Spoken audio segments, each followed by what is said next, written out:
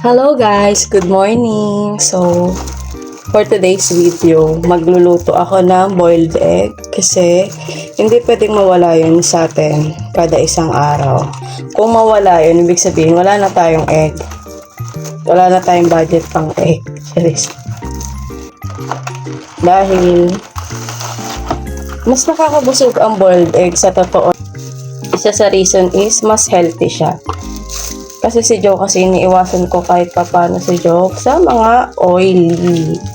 Pero, dahil mahilig siya sa mga sisig, pinagbibigyan ko siya minsan.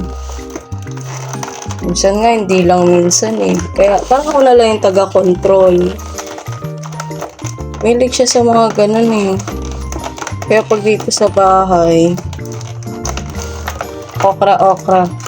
Wala ba? Wag na lang. Ayoko na lang magluto.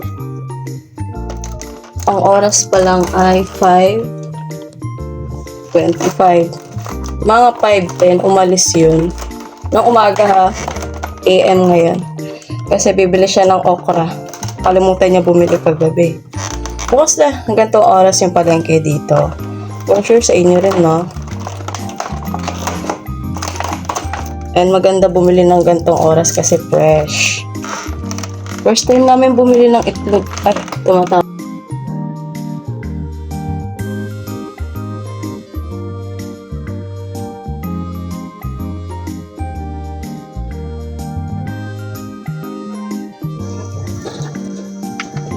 Bili ng mga suka-suka. Ay, gago. Wala pala.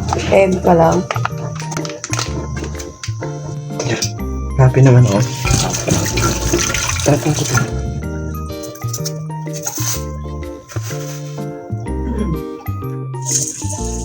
Mga late na gumising, ngayon nagmamadali.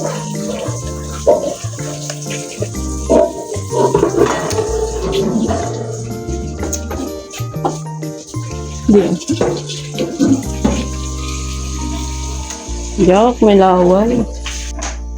Kasi may egg mo? Ah, nilaman.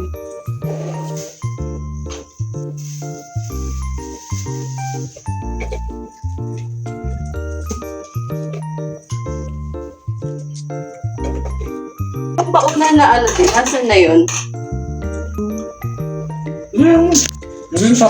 Kain. Hindi na umabot yung okra. Pagbabaunin ko na lang siya.